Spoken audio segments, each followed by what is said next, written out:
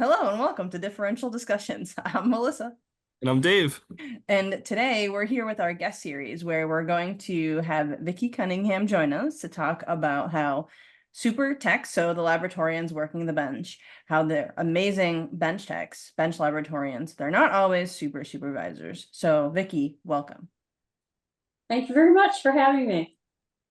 The thing that I think about when it comes to communication is how different it is with different people.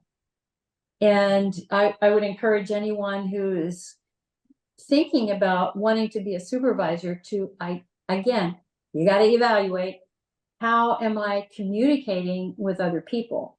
You know, how about people that are above my pay grade, people at my pay grade, and people below my pay grade? And I think it's crazy that people don't, in my mind, don't automatically realize that it's different it's different, but it still should be respectful across the board. So if you're with superiors, a lot of your communication really truly needs to be to the point. If you're with them, you want to make the best use of their time. You don't want to be that supervisor that goes in to talk to your VP and ends up talking about, yeah, well, you know, we had a little bit overheating of an instrument, but we got that fixed. You want to go in there with, I have specific things that I need to talk to this VP, say the good stuff, make sure you look good, but also say, and I need help with this, that sort of thing. And often, the way you would communicate to them is you want to write something down so that you can clarify it, make it be as precise as possible. So communication then with colleagues, people that are at your pay grade, and if we're talking about supervisors, that would be like other supervisors or other technical directors, that sort of thing. And your communication with them can be broader. That is the group truly that you're going to get the most support from, as long as you have good colleagues. And you should be able to get encouragement from them as well. You're not necessarily going to get encouragement by your supervisor yourself.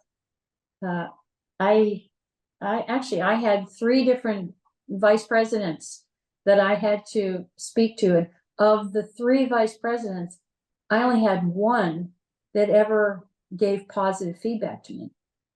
It's not that I was doing anything different, it's that vice president knew how to give support and encouragement to me.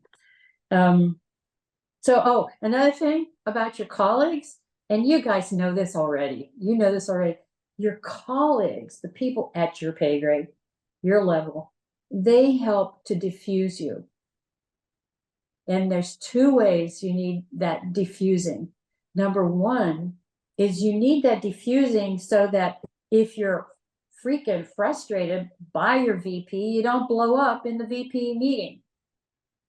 If you're struggling with staff people that need to be dealt with, you don't want to blow up at them either. That's counterproductive, trust me. And so you want to be able to go to those other people that are your pay grade and get the help from them. Well, I think what's important with that too is it's also important for you to know as a supervisor that if you're complaining, you shouldn't complain down either. So don't talk to your staff and complain about your colleagues or your supervisor. You want to complain, horizontal or up, depending on what the complaint is, if you can go up, but never down. That's right. Absolutely. Absolutely. And that actually, as I wrote my notes about things I wanted to talk about, that's one of my points. It's so important. The other thing about using your colleagues to diffuse is and again, I needed to learn this, and I did finally learn it. But you need to not take your frustrations and struggles home. So find a colleague to get that diffusing going, get it done so that when you go home, you're still the person that you want to be around the people that you love, that you care for or care about. So I think that's important. Now, there's one other group, before I talk about staff, who would still be below your pay level, but there's a whole other group. It's the non-laboratory personnel. Now, there are a couple things that you need to do. And if you are in a supervisor position or a technical director position, you really should know the name of the people who replace the paper towels or clean your bathrooms or wash your floors, or whatever else. Shout But out to Lucian, second shift, kept our place clean. honestly, Such a that's lovely man. exactly. And maybe know a little bit, find a little bit about their family. Everybody who has a family, unless, there are a few people that are outliers, but most of the time people want to talk about their family. They might be happy, they might complain a little bit, but they want to talk about their family, or their dog or a cat, something like that. But whatever that, those other people are that are in their life, find out their names, and value the task that that person does. Now, so again, an experience that I had back when I was the technical director, I practiced this. I would always greet the maintenance people, the couriers, the people sweeping the floor, whatever. And there was this one guy who was, he did plumbing. He did other stuff, but he did plumbing. And the hospital, several departments in the hospital, the institution, were having difficulties with plumbing. I can't remember what it was, but I mean, they were able to identify it in the end, but that's beside the point. But there were 3 different places, and this guy came and he took care of our bathrooms in the laboratory.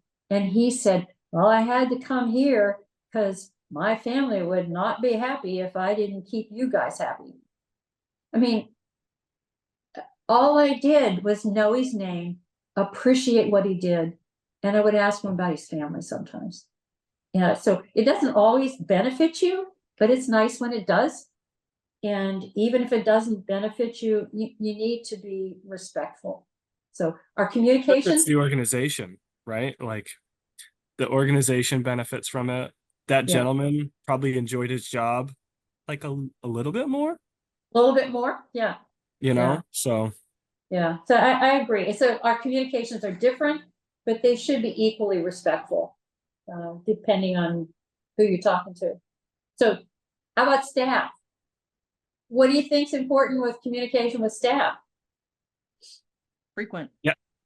yeah, and this part of it, that I think this is the part that I needed most. So when I had someone above me that I could talk to, even if it's something that's out of their control, if I felt like they listened to me, they internalized what I was saying, and then maybe they go, you know what, that's tough, and then even, it's totally outside their hands, but being heard was therapeutic and then built trust that then feeds back into the overall relationship.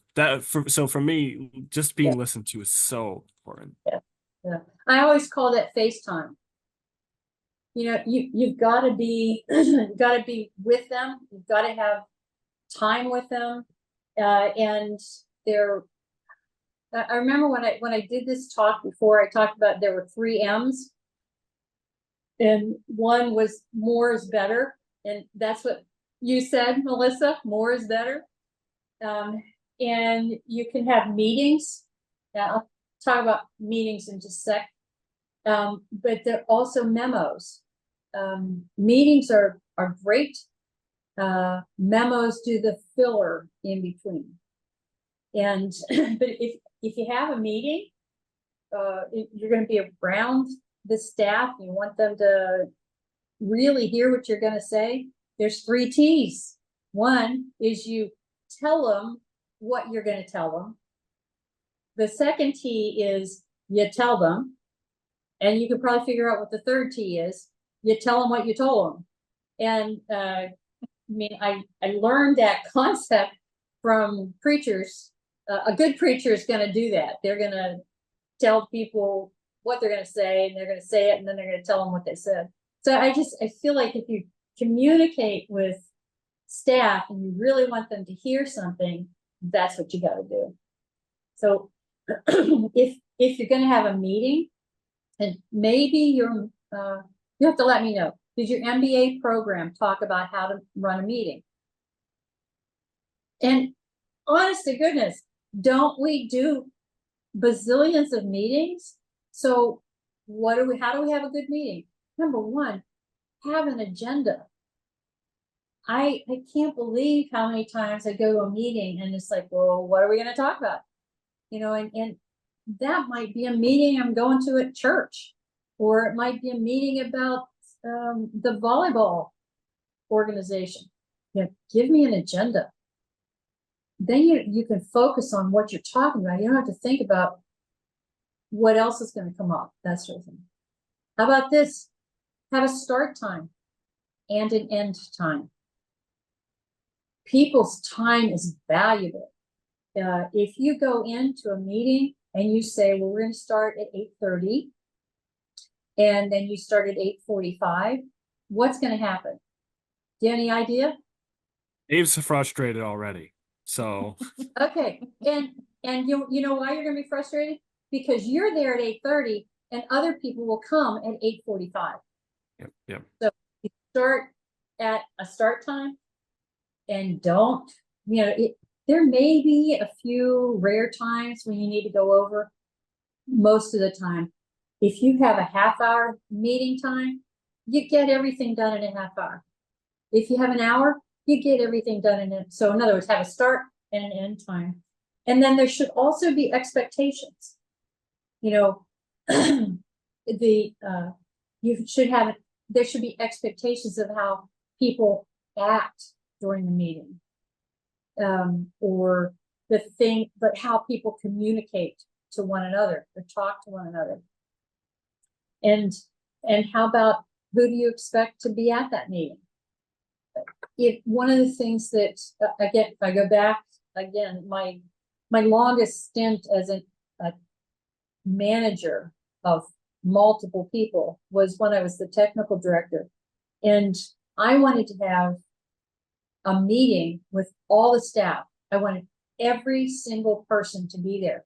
So we had to plan for my expectation. So we did 3 different meetings, and they were scheduled at times where we get the night shift in the morning and the day shift, and then we'd have one a little bit later, and that would get the rest of the day shift, and then we'd have one in the afternoon to get the end of the day shift and the people on evenings. So, you know, you have to plan for whatever the expectation is. And then the other thing is you got to control the people that are involved. All of us have been in a meeting where someone has monopolized the conversation, and that just doesn't go well. People get disengaged, and if somebody is coming in, and I'm trying to think of, let's say there's a technical rep that's coming in to talk to your staff about some new product that's available. Tell them you've got 6 minutes, you know, and allow them to talk for 6 minutes, and then they're done. Yeah, so it's just that control is real important. So,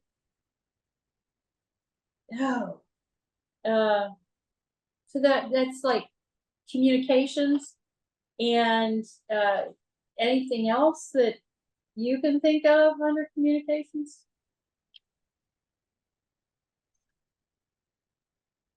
Pretty well. Okay. I do, there was one thing that you said that I'd like to say it again, is that you would have had an idea and you shared that with a supervisor and they really listened to it, considered it. That is, whether they can do it or not, or bring that about, that's really not the key in communications. The communications is hearing you. So whenever you can take people's ideas and get them involved, engaged, that's super. If you can't, you can reflect that to the person and thank them for their ideas. And let's keep looking back at this, you know, that sort of thing. So I think you should be a supervisor. There's also this phenomenon too. Let me know what you think about this. Might be a bit of a tangent, but some of the people that should be leading, and I'm not saying this about myself, but just generally speaking, sometimes the people that should be leading just don't want to lead. You know, so like I was someone who never actually had like any kind of a leadership role in the laboratory, even though I was very experienced.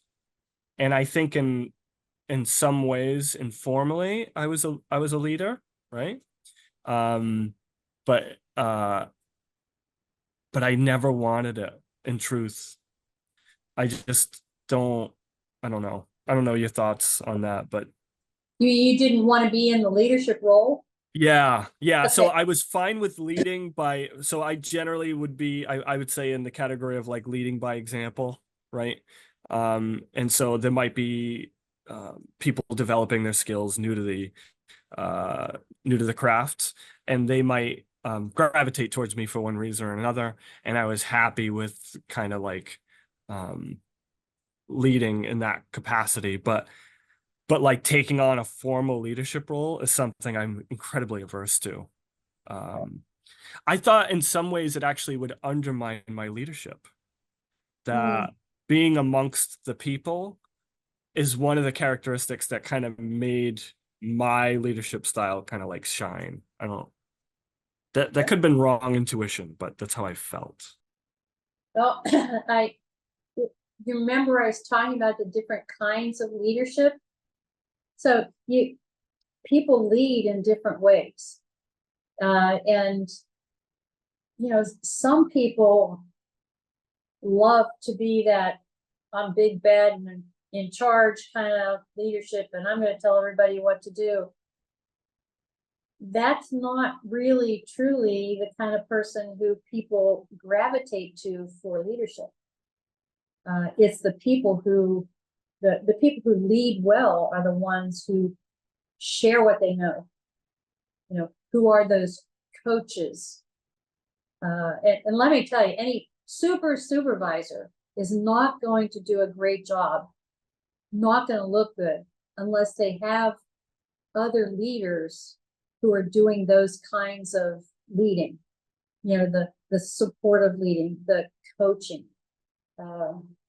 And so it just, you know, perhaps, I don't want to put words in your mouth, but perhaps what you are meaning is that you didn't want the title of a supervisor. You know, I think of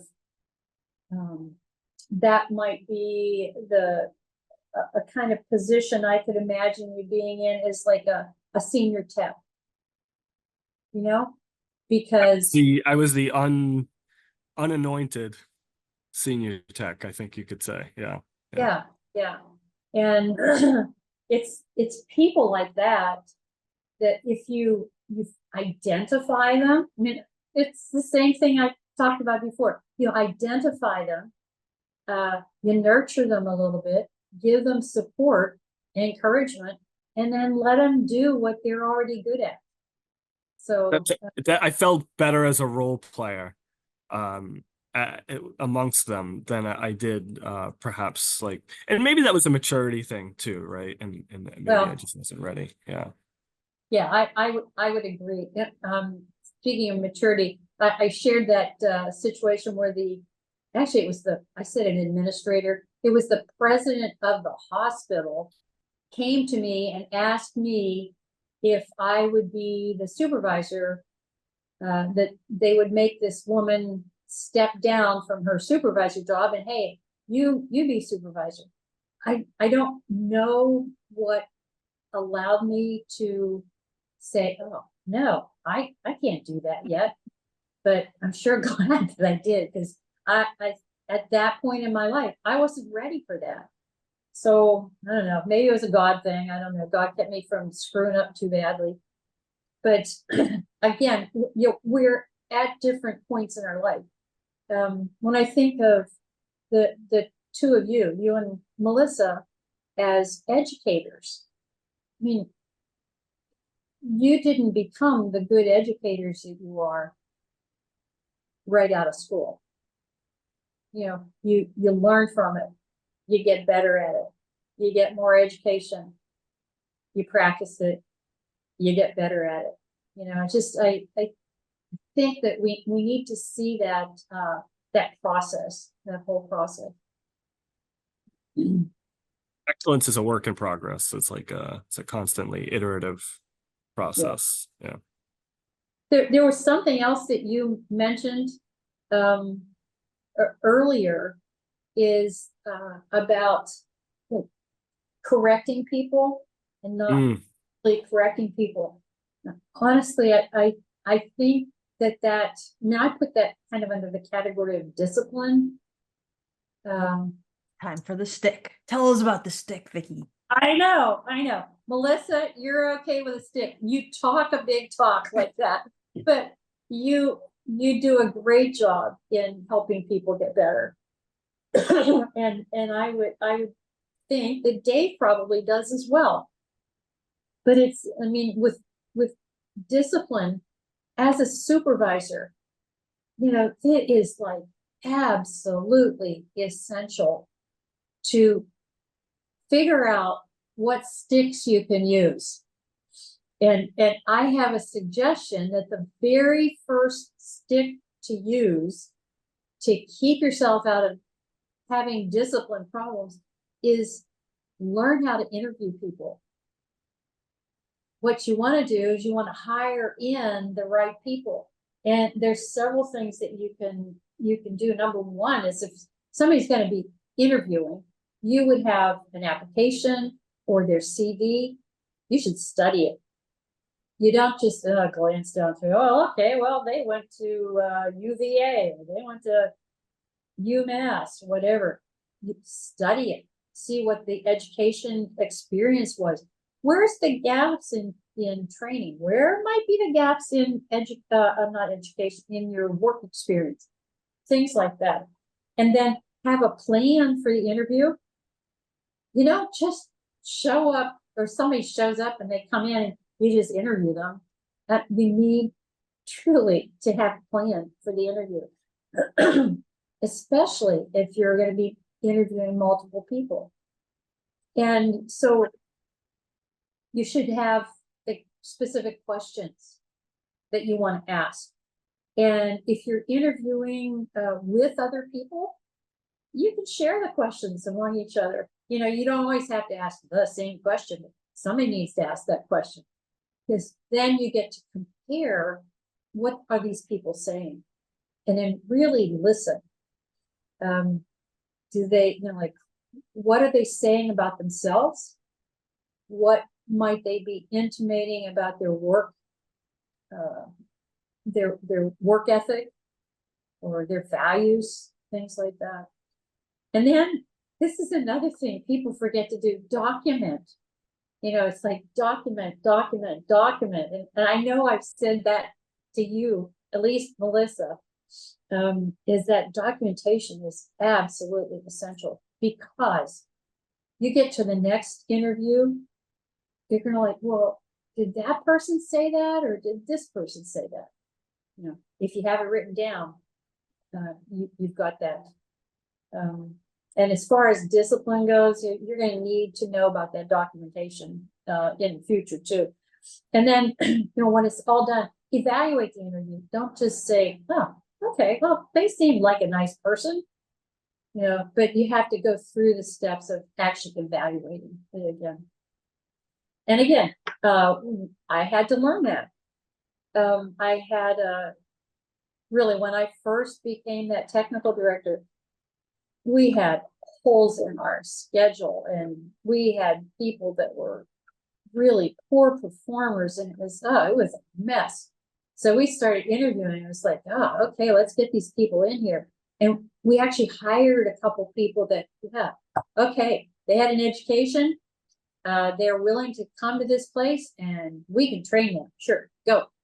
And it wasn't the right fit. It just wasn't the right fit. So, you know, good interviewing can really, it can make for not having to do as much discipline. So the interview, and then how about this? Both of you know this, the training. Yeah. Training is absolutely key. You get the best people, and then you train them well. And that was a quote that I got out of one of the first management textbooks that I started studying.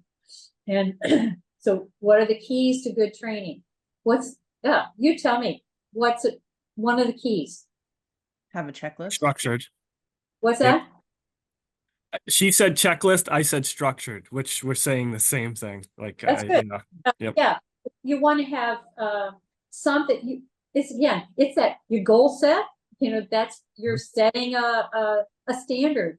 You want to make sure you cover all these tasks, and according to what level of success, you know, should it be?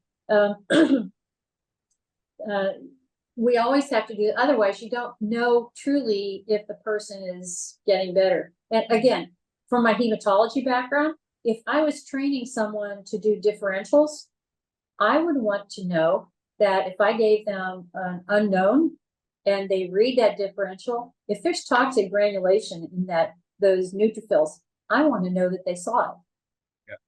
Yeah. And if they didn't, then let's do some more training. Yeah, the blind assessment, right? Yeah. So it's like, you know, there should be, you know, you said assessment. That's good. You need a trainer. Something else. You need a trainer. Hey, honest to goodness, Melissa, that is like the most important thing. Get the right person for the job to do the training.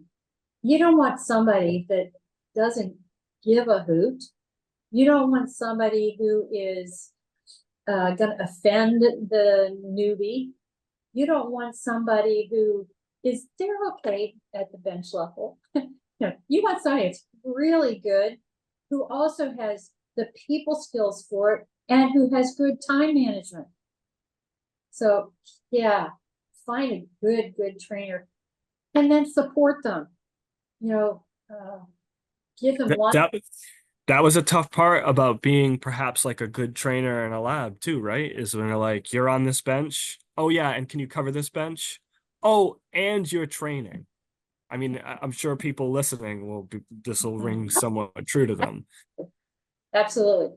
You expect them to do a good job, but you don't give them the time or the ability to do a good job. And really, truly, I often talked about train for success. We want the person to be successful. Mm-hmm. And if that's the case, then you have to make the training be successful. And you can't do that if, say, you're training somebody on a body fluid bench, and that trainer is having to actually do the body fluids that are coming in, keep up with that, and train the person. It just doesn't work. You got to do that. That's important. So, well, and Dave and I actually just did a podcast last month, I think, on train the trainer, how to make sure your trainers are properly trained. Wow, that's perfect. That's perfect. I've listened to a lot of your podcasts. That is not one that I have listened to. If it was that long, I was in Portugal during that time then. So that was fun. That's an aside, but actually I think travel is probably one of the best things about retirement. That's great. Back to the talk at hand. Another thing about training and getting the right trainer, training for success, making sure that you have ways to measure that. There's this intangible that has to happen, and it's everything else, you know. And honestly, Melissa, you were super at this. I admit, Dave, I didn't get to watch you be a trainer. I was still a bit early in my my career. Yeah. Yeah, I'm that much older than you, but it's like people need to know, where do they go to the bathroom? You know, when is an appropriate time to take a break? When I'm gonna have to eat at some point, where can I eat? If I bring my lunch, is there a refrigerator I can put it in? You know, those are like things that should be covered. And as a part of somebody's training as well.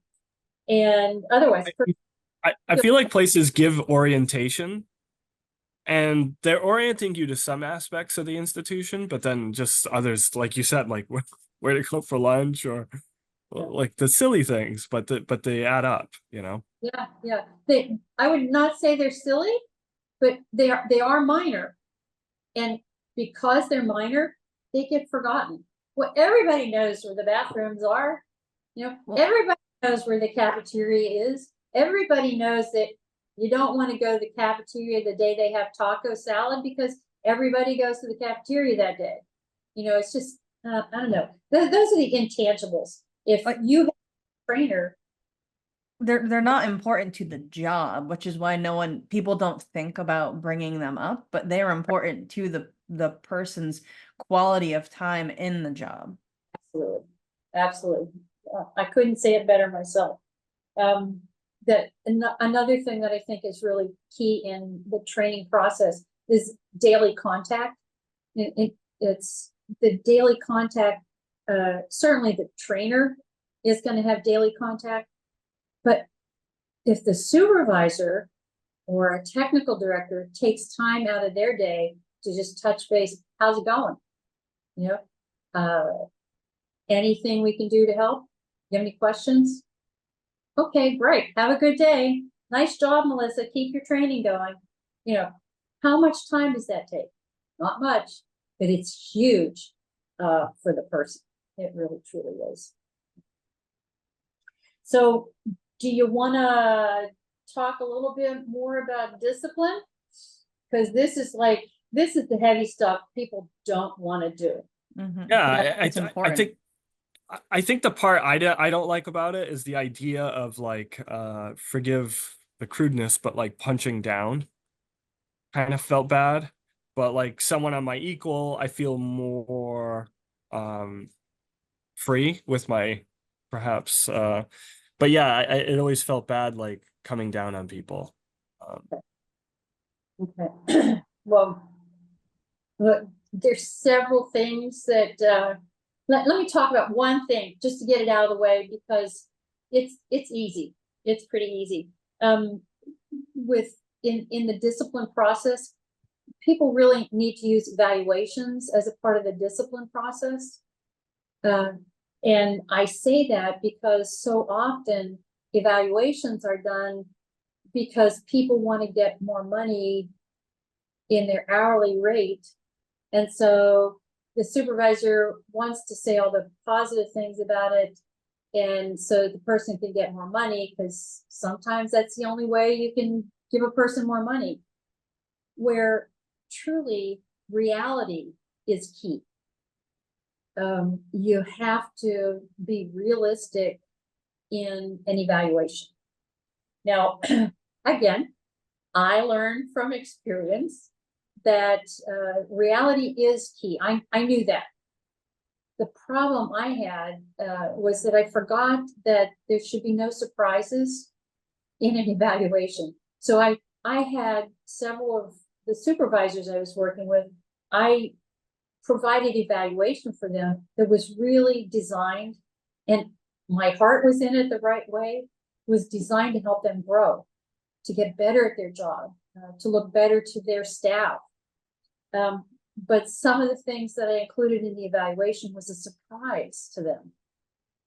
And if you want to be a good supervisor, you can't do that. You need to be able to do the one-on-ones, and I'll talk about how to do one-on-ones. But you have to be able to do the one-on-ones and make sure that you keep a record of that, and you're communicating that with that person that you're supervising, so that when it comes back to evaluation time, if they didn't correct it, you can include it in the evaluation. If they corrected it, you can include it in the evaluation and say, this person got so much better. They really excelled at this point. So I learned a lot about how to use evaluations in a more effective way. So reality is key, and no surprises. I'm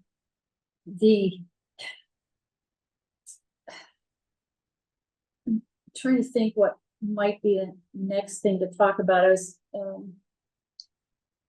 if you think of your correction, you're talking about the don't want to do the beat down kind of thing.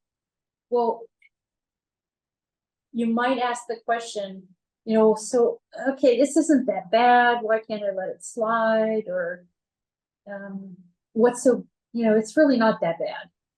They'll learn, they'll get better, that kind of thing. But if you don't address the issues in a laboratory setting, you could actually hurt a patient. I could go back to the poor training that I observed in that one institution I was working in. And, could kill a patient. Physicians make decisions based on 100% trust in the results that we turn out. So we want to make sure that we do the discipline. Don't be afraid of it. Just learn how to do it better. And if you don't do that discipline, another thing that will happen is it's going to hurt other employees. They're going to see that, and it really is going to lower morale for the patients, and frankly, it makes you look bad as a supervisor if you don't take the bull by the horns, as they say in some circles. So what are some poor discipline situations you can think of? I think the ones I think about, I think where when I get into a position where I feel really uncomfortable is perhaps there's a work quality issue, a bit of a competency issue, right? You address it with the person, and then the issue persists. Right. This is where I really feel like super uncomfortable. And I think now with a little bit more maturity, well, I think the only real answer is like training, right? So whether you call it retraining or whatever the term is. But yeah, I think it's we talked about this and it's still happening. Yeah. Now I feel very uncomfortable personally. I got some tools for you to use. So I totally agree. A great example of poor discipline or using discipline is, when you don't correct poor performance. How about absenteeism? How about that? That's a huge or one. tardiness. Yeah. If you don't address it, staff sees it, and it's never good. It's never good. And you mentioned that tardiness. If a person's tardy all the time, and you don't call them on it, you're basically rewarding their bad behavior, and it just doesn't cut it. How about the person that, you know, they're on a particular bench and they do the work, but they kind of get behind and somebody else has to step in and help them get caught up. And then they get behind again and they get behind. So that uneven workload, or the person that takes 4 breaks during the day. Well, you know, I'm only gone for 10 minutes, but you know, those multiple break times, that causes an uneven workload. And honestly, you have got to address that. All those things. And so Wait, my favorite is the person that leaves all the hard differentials for someone else to do, even though they're on the diff bench. do that? Real talk. Yeah. Yeah. Yeah. That's a real phenomenon. It is that sort through the stuff. And certainly when you have a system that is like a seismic system where it's like electronic, yeah, they can skip over things and you know, it's just not right. It's just not right. So what are you going to do? What are you going to do? I would suggest you have to do a one-on-one. Now, Dave, yes, this is going to make you uncomfortable. I know that. But they should be uncomfortable too, because this person is driving you to do this.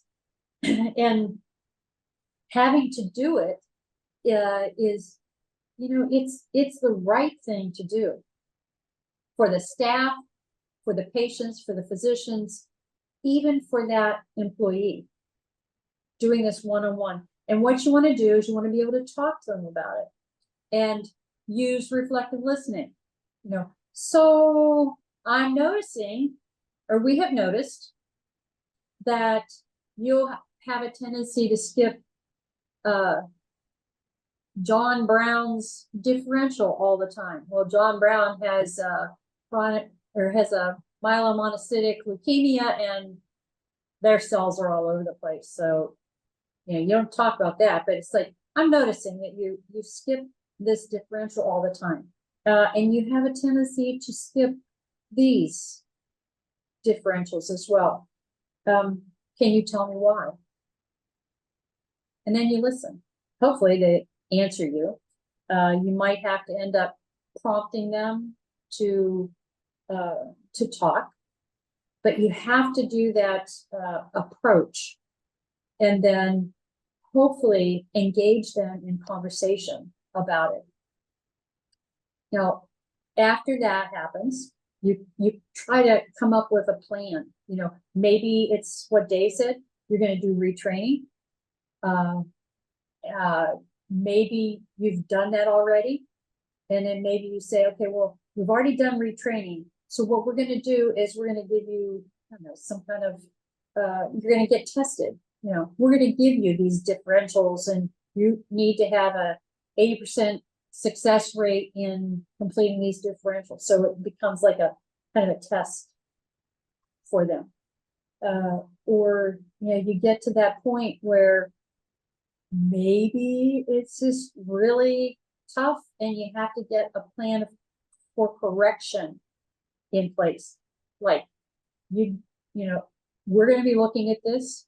If you skip this again, then this is like basically your first warning, you know. And honestly, you don't often have to go through all those steps. Usually the people want to do a good job.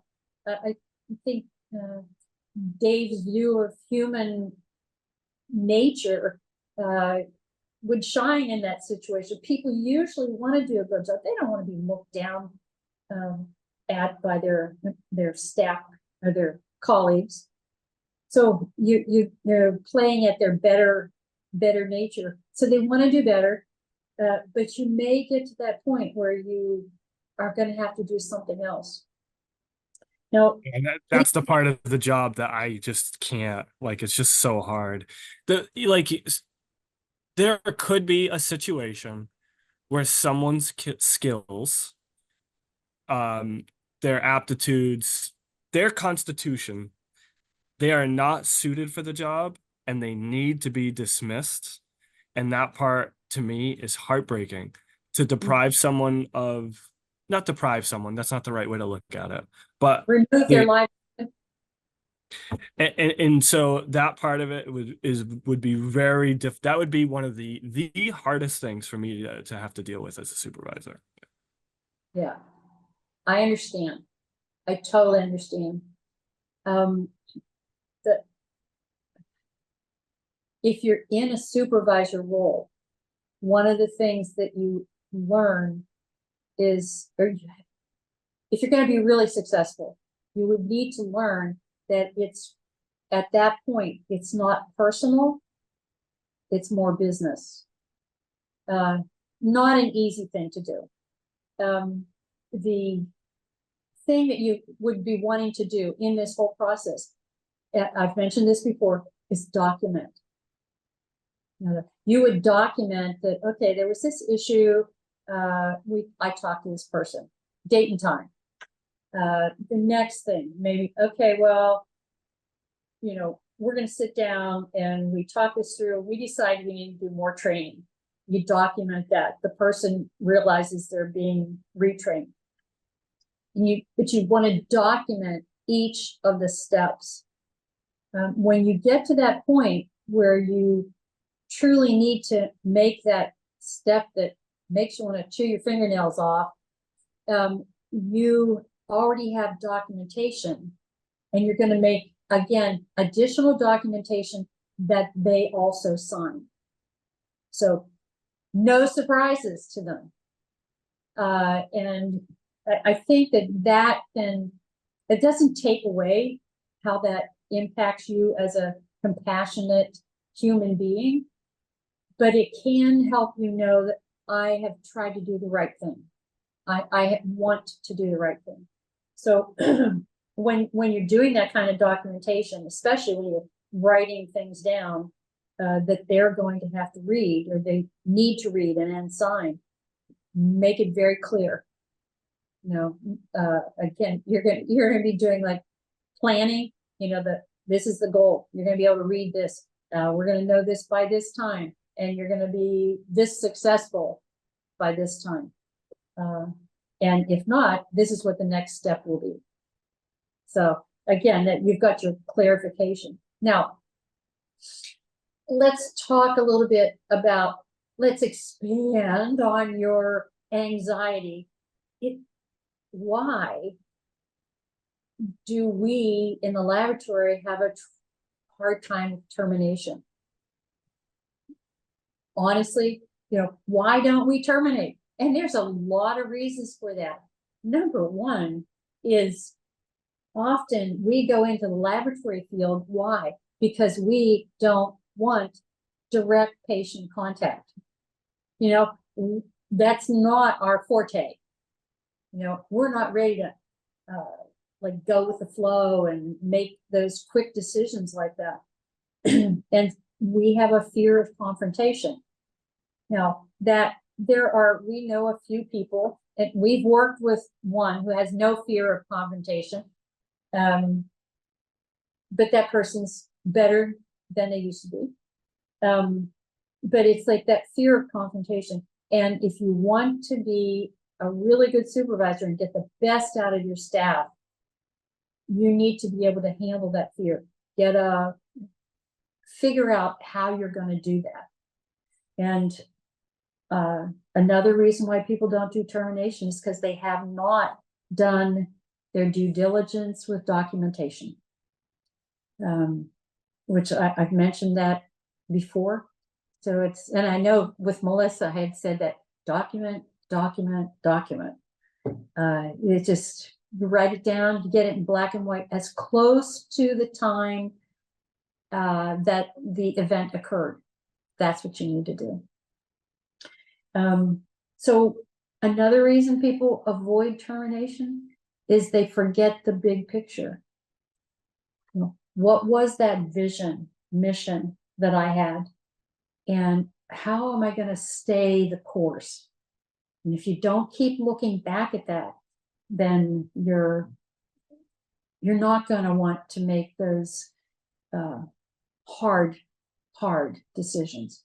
You know, it is hard. It's hard for anybody, but they're very hard. And then that thing that I mentioned before, it's you have to realize that at that point it's not personal, it's business. Yeah. So another thing, and Dave, if you ever end up going into a supervisor position like that, I would really, truly, truly encourage you, get to know your human resources persons. Develop a relationship with someone who can be your contact. When I was in as the technical director, just everything in the hospital was like in turmoil. And so one of the problems that we had was our HR department, and the HR department basically got replaced. There were a few people who stayed, but it was nearly a clean sweep. So when these people came back in, and when these people came in, man, I thought, I got to get to know them. So I developed relationships. So I was close to the VP over HR. I was close to the director of HR, and always had them as a person to bounce these concerns off of, and to make sure that if I ever was in the position where I had to terminate someone, that I had done my due diligence. I had done everything possible to help that person be successful. But for the sake of the institution and the patients and the physician's trust in us, we need to let this person go. So, so, you know, if you're in that position, or if you're ever in a position where you're ever possibly going to have to terminate someone, then go and get to know your HR people. Yes. So I was actually going to mention that. That right before you brought it up, that's so helpful. When my husband was a manager, he would always go to his HR rep and say, I have questions. And they were helpful just to make sure, guiding, he was doing the right things, he had the right processes in place so that he could discipline his staff as necessary. Yeah. Yeah. And the other thing is, it doesn't surprise the HR people. Right. You know, they know, oh, we got a little problem brewing over here. What are we gonna, you know, do we have this in our future? Is there ways that we can help them? Are there, you know, honestly, when I was in that position, there were multiple people who were problem people. They were had discipline issues that nobody ever dealt with.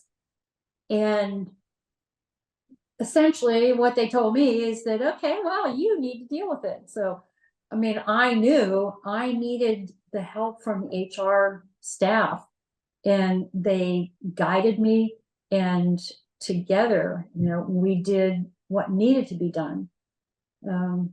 Yeah, it can break your heart if you have to terminate someone, but it's important. It resonates with me that it goes back to the goals, the vision of the institution, the vision you have. And then what's best. I think you can always get Dave on board if you can relate it back to patient care. Because my training did such a great job of instilling that value in me, that I can do a very difficult thing if I know it's in the interest of the care of the patient. That's great.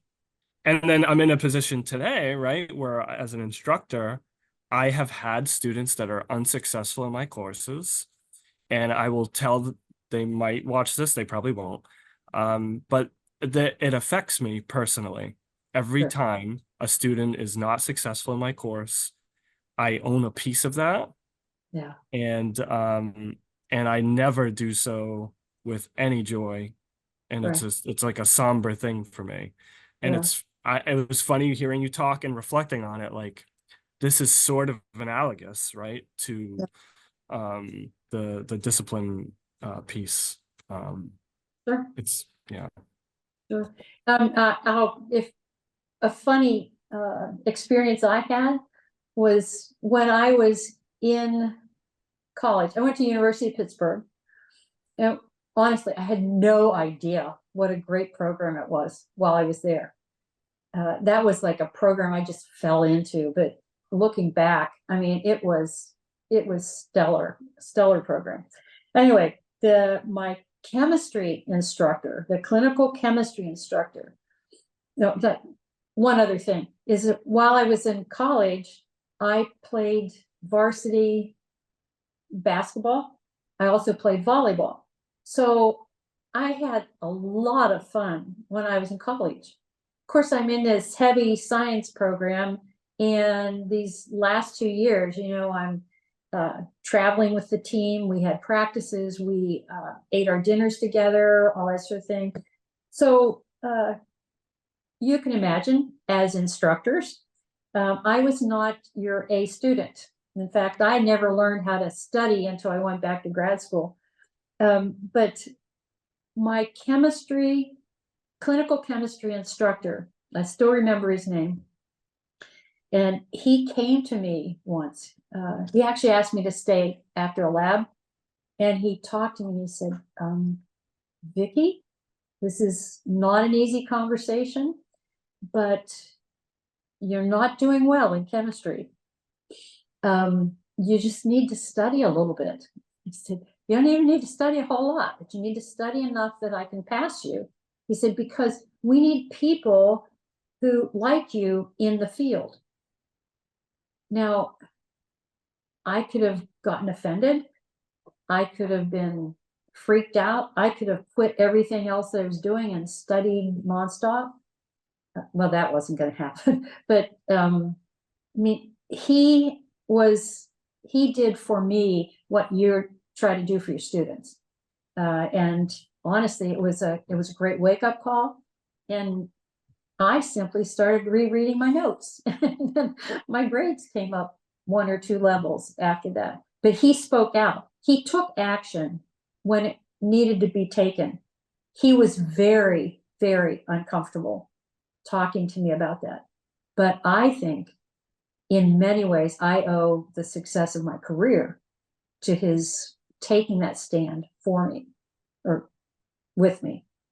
So keep doing what you're doing as an educator. So, what were you gonna say? No, I was saying, I was joking to myself, like it's tough. It really is. Some things to think about as far as discipline that are good things to do. Maybe I'll try to help us wrap this up a little bit, but Melissa's mentioned this as well. You praise in public. You praise in public. That is so important. Where do you correct? In private. That's right. Again, there was this student that I had, or he had been a student, then he became a staff person. And then I was like a technical person. I was the technical director. And he was sharp as a tack. He was so smart.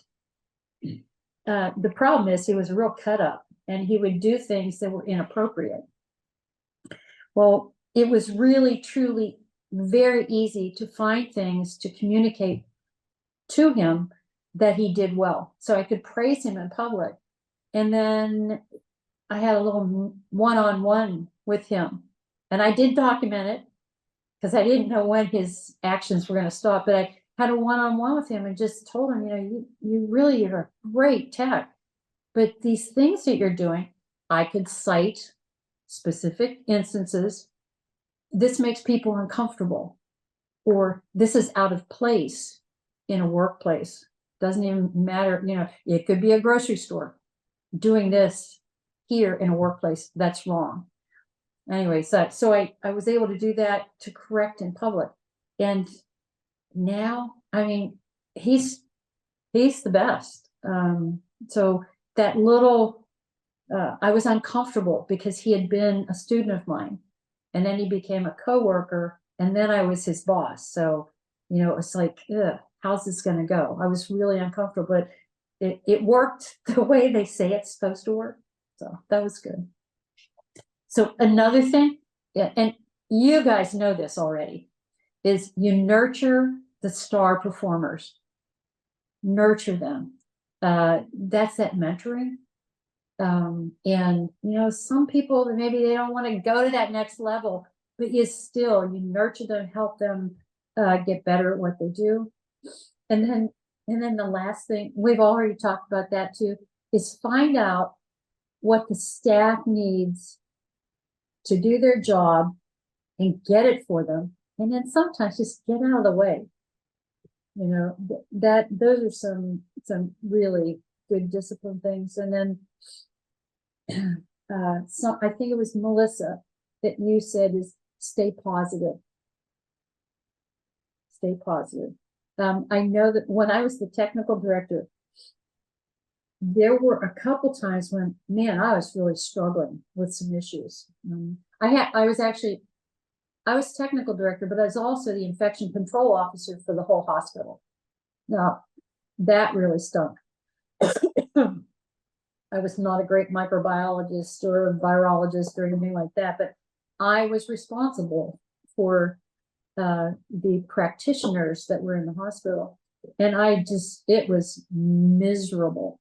So there were some days I would come into the laboratory, feel this misery in myself, and it would just kind of permeate through the laboratory. I could see that. The days when I would come in and do my traditional walk through the lab, greeting everybody that was there. Hey, how are you? How's it going? Oh, how's that new puppy or whatever? And then the staff was happy. It goes back to that thing.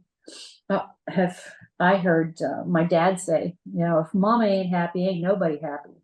So in a supervisor position, you need to reflect that. And Melissa, you already know that.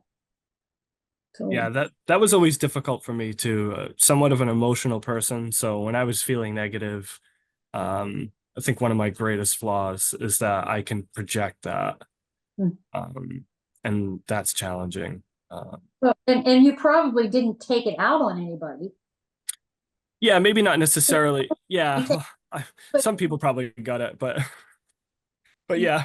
Doubt that. But it's that what the way you are, people get that. It's those nonverbal communications. You come in with a smile on your face, or you come in, it's like, I got that furrowed brow going. And it's like, oh, what's up with that? What's happening today? And it spreads, right? Right, that sort of thing. Yeah. I think Keybert said to me one time that if I wasn't laughing and joking and I was quiet and focused, everybody knew there was something wrong and don't talk, just do your work. But if I was fine and laughing, everybody knew that it was fine and they could all laugh and joke. Yeah, yeah. So it's like you're the mama's got to be happy. Yeah.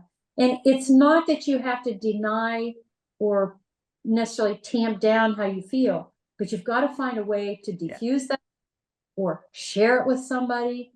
And sometimes maybe just, if you're in a supervisory position, maybe just share that with the staff. Hey, I'm having a struggle. And I don't want you guys to think that you're doing anything wrong, but I'm working on this thing. Honestly, it's that you tell them how things are processing. And it's like having a kid. You need to be open with them enough that they feel reassured. You don't have to tell them everything. They don't need that burden of weight, but they need to know that they're okay. So hey, were you gonna say something? I was no, go ahead. What were you gonna say? Okay, so we can close with maybe some do's and don'ts. Just kind of a review. I would say don't play ostrich. So in other words, don't stick your head in the ground. Don't pretend like everything's okay. Don't ignore the issues.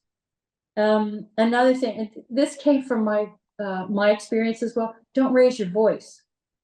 You can get excited and raise your voice like that, but you can't unless it is a really, truly a super bad issue, don't raise your voice. I seriously freaked out the supervisors one time in a meeting because one of the supervisors was saying something that it was inappropriate and it wasn't necessary. And I raised my voice and basically told them to just, I can't remember exact words, but it wasn't appropriate. I raised my voice. I got loud. I was angry, frustrated with them. And to her credit, a different supervisor came to me and said, you know what? I think that was inappropriate how you spoke to her. And I thought, you're right. And I never did that again. And I value that feedback, again, that feedback up to me. Appreciate that. But it's that, along that same line. I mean, I know that one of the things that especially a lot of younger people do is they swear a lot. I mean, they're just there. Every other word is something bad. If you're a supervisor, I would suggest don't swear. Again, maybe part of that is my age, but seriously, the people who are above you will not look kindly on that.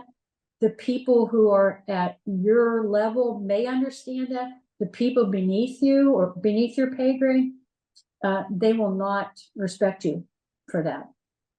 And the other thing, don't have favorites. Publicly. What's that? Publicly. Yeah, that is correct. Yeah, can't have favorites in the public eye. You're always going to know who the star performers are. You're going to have, hopefully, you're going to have friends, even people that you like everything about them, and they're good workers. And man, I could just delegate stuff to that person. But if they become known as your favorite because of how you speak about them to other people, then you're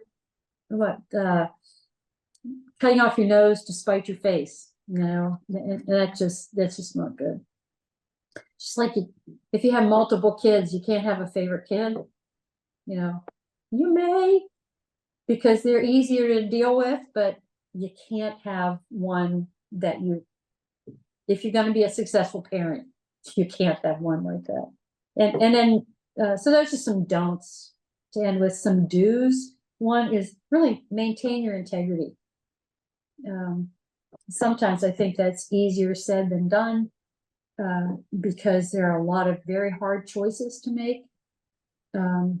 But as much as you can, like, go back, what's the vision here?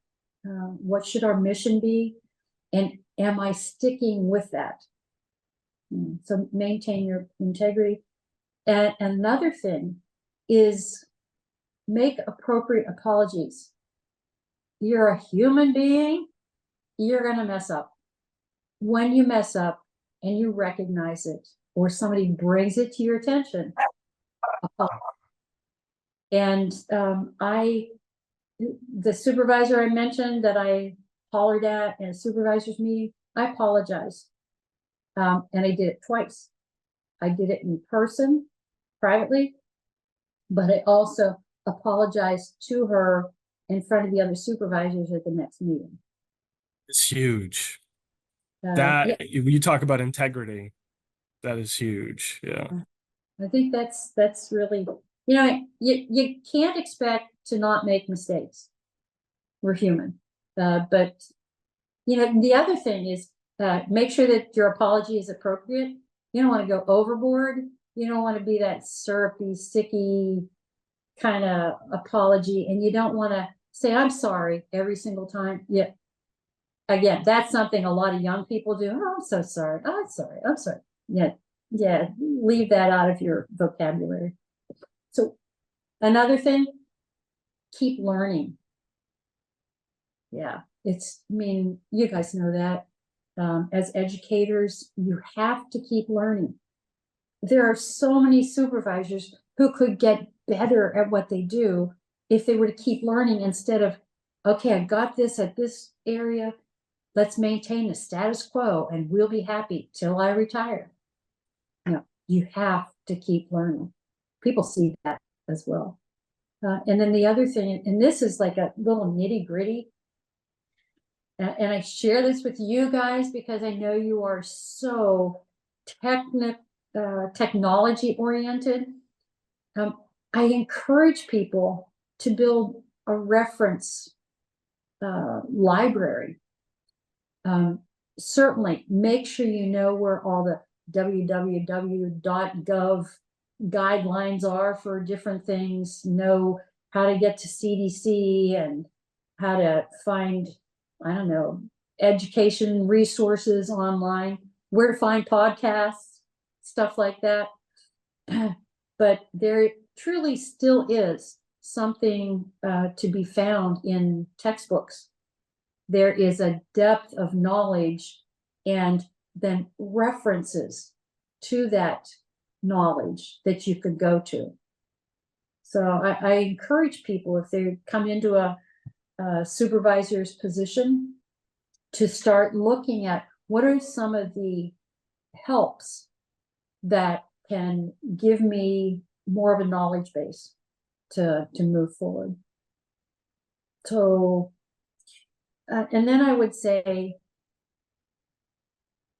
put a plan together, figure out how you're going to do it, evaluate it, and start all over again.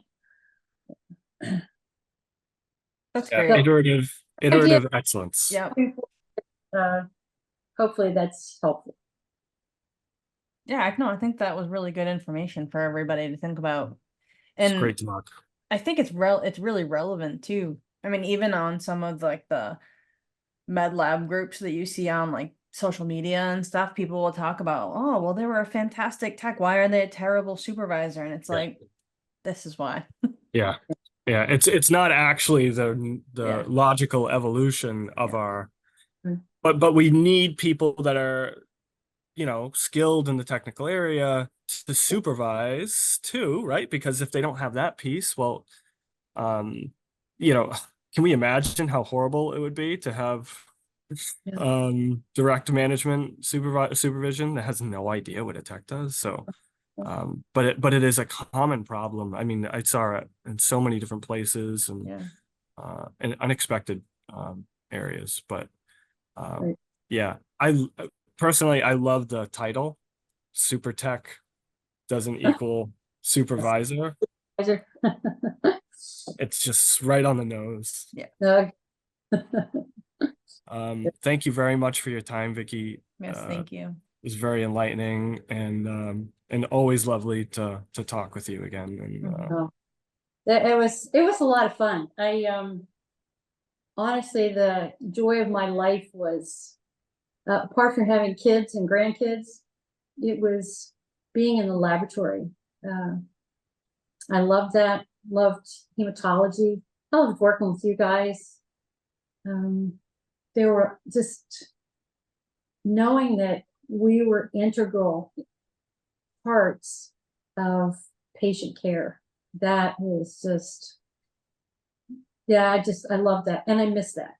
I miss that. Every once in a while I think, well, maybe I could do a class or two at one of the local universities. I mean, there's some big universities here where I'm living, and there are several technical colleges. And then I think, yeah, no, I don't think so. But it's fun to put some of my knowledge down. So. Well, we appreciate it. Yeah, I know, right? But yeah, I'm very grateful for the time I had with you. Yeah. But now it's time for you to do you, so to speak. I can coach and be a grandma and go to church. You're still growing people, right?